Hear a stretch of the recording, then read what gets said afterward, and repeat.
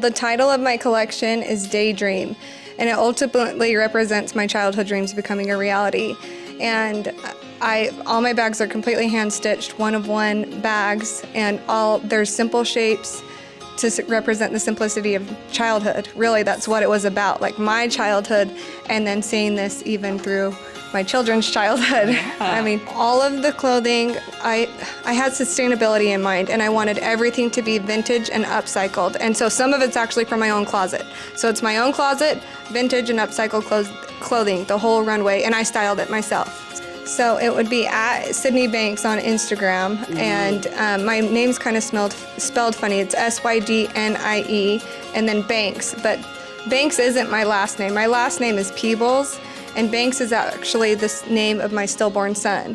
And so the brand is named after him. And actually at his burial in 2015, we had a really cool experience with birds. And since then, those have kind of been symbolic of him.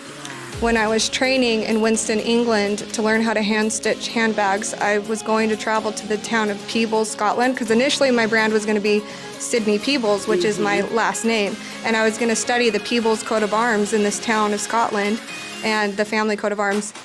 On my way there, there was road closure after road closure. There was a crazy snowstorm. We couldn't get there, and on one narrow, windy road, a white barn owl flew off of a stone fence post. It flew around our car and came around my side of the car and looked me directly in the eye and then flew away.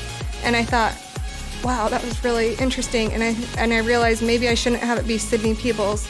Maybe it should be Sydnie Banks, and I should use the barn owl as the logo. So that's where Sydnie Banks came from.